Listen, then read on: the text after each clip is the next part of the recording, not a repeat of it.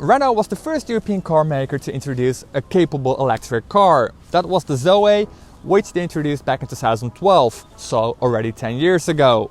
That same year they introduced the Twizy and later on the Twingo electric, but it will take a long time before they finally introduced a capable and practical electric family car. Now that time has come. This is the new Megane and this one is fully electric.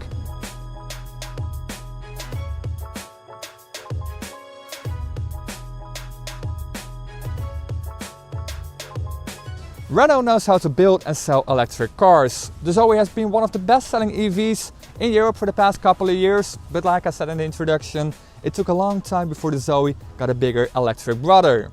This is the Megane E-Tech Electric, and the model name suggests that Renault has equipped the current generation of the Megane with an electric powertrain, like Volkswagen did with the e-Golf and Kia with the Kona Electric. But that's not at all what's going on here. This electric Megane E-Tech is a completely new model which has nothing to do with the regular Megane with a combustion engine.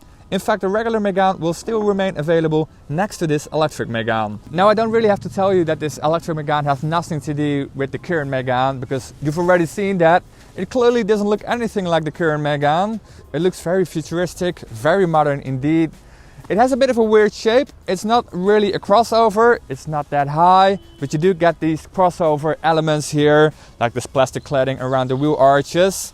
It's also not really a traditional hatchback, so it's a bit like a Volkswagen ID.3, which is also not really a hatchback or a crossover, but it is in fact the biggest competitor of this electric Megane. At 4 meters and 21 centimeters, this Megane is about 5 centimeters shorter than a Volkswagen ID.3, but just like the Volkswagen, the wheels on the Megane are located at the far corners of the car.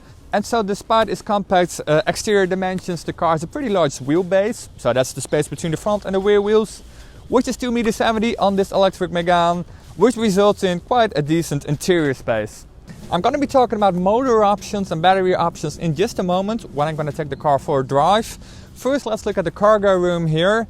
I can tell you that the electric motor is not in the back like with the Volkswagen ID.3, it is in the front, which results in a pretty decent cargo space. You get 440 liters here, and because the electric motor is not in the back, you get quite a deep space, which is very nice, but you don't get like a false floor here, so not like a load floor that you can set in different heights, which is a little bit annoying because then you get this really big bump here. Now of course you can also fold down the rear seats, creating even more cargo space, but then again you still don't have a completely flat floor.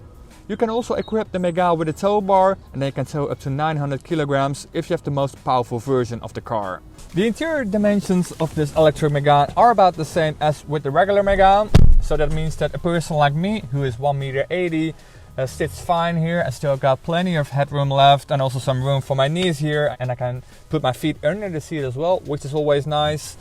You don't got like a bump here because this car is electric, which is especially nice if you want to carry like 3 people here in the back, because then the person in the middle can also put his feet somewhere. You get 2 modern USB-C ports down here.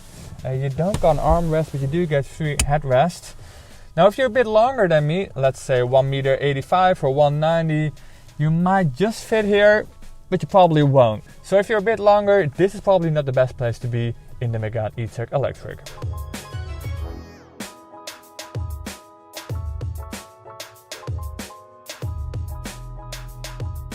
Just like the exterior of the car, the interior is also very modern looking. You got 2 giant screens here. You got a horizontal screen in front of you, which is 12-inch. And here in the center you got this vertical 12-inch screen as well. The infotainment system is from Google. It's the Android Automotive system, which is a very good system and a very fast system as well. Now that system is already in cars from Polestar, like the Polestar 1 and 2, and in various models from Volvo. And it's just a very fast and very impressive system. It's basically the best infotainment system out there. So it uses different Google apps, like obviously Google Maps. And what is really nice on Google Maps in this car is that the system knows the car. It knows how big the battery is and how much percentage you got left.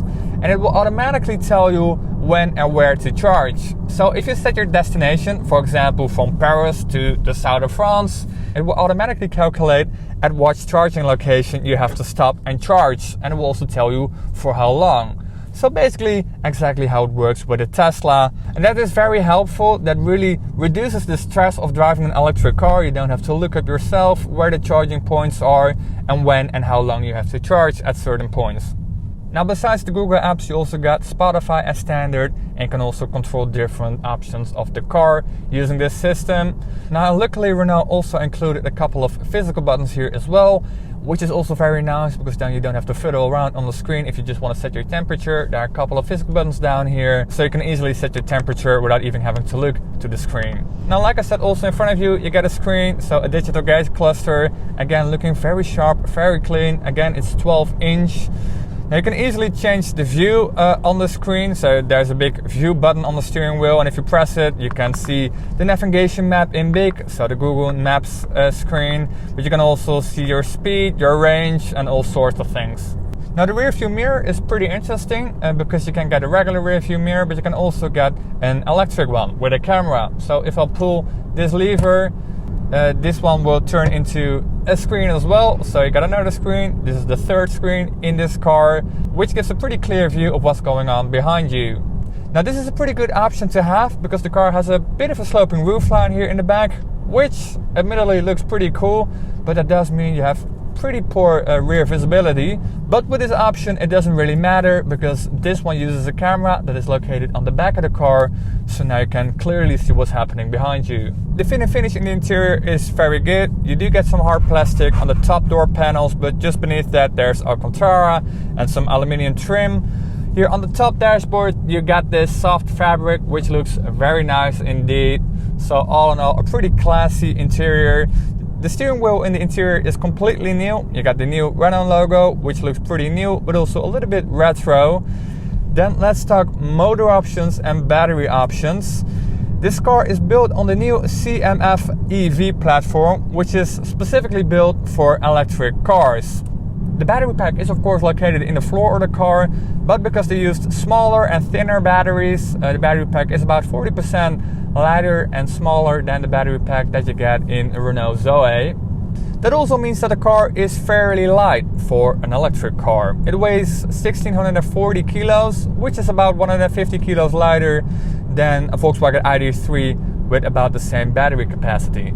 So let's talk about the battery capacity. You can get this car with either 40 or 60 kilowatt hours. With the 40 kilowatt hours, you get a range of 300 kilometers according to the official figures. So in real life, a little bit less. And with the bigger battery, which is the 60 kilowatt hour battery, you can do 470 kilometers.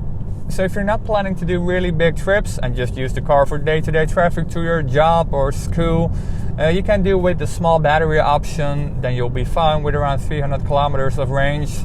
But if you are planning to do bigger trips, maybe even once or twice a year, if you go on a big holiday, you're gonna need the bigger battery. Also because with a bigger battery, you can fast charge a bit faster.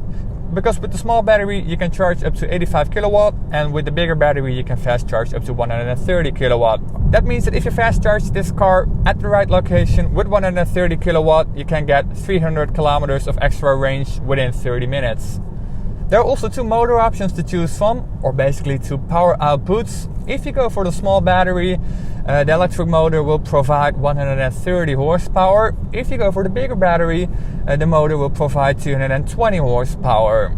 So the bigger the battery you get, the more power you get. Now whichever motor you get, the car is always front-wheel driven, like I said in the beginning of the video. The car I'm driving right now has the 60 kilowatt hour battery pack, and so it has 220 horsepower. It's a pretty zippy car.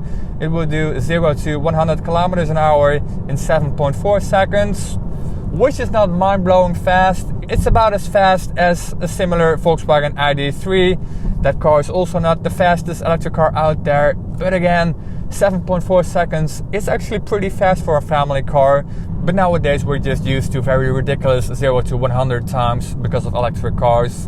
But this car is definitely not slow at all.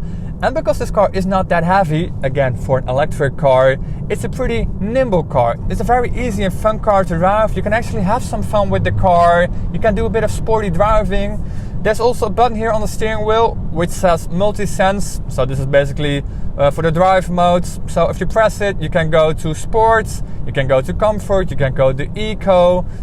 Now when you go to comfort or even to eco, the gas response will be a bit slower. If you press the accelerator, not much will happen. But if you go to sport, the accelerator pedal is very sensitive. Of course, you can also do some regenerative braking with this car. There are some pedals behind the steering wheel which you control the regenerative braking with. You can set it to different levels. There are 4 levels. So those are my first impressions of the Renault Megane E-Tech Electric, the first really practical family electric car by Renault.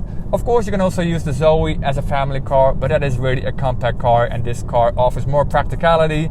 So that's it for this video. If you liked it, don't forget to hit that like button, and if you want to see more videos like this in the future, don't forget to hit that subscribe button, and I'll see you in the next one.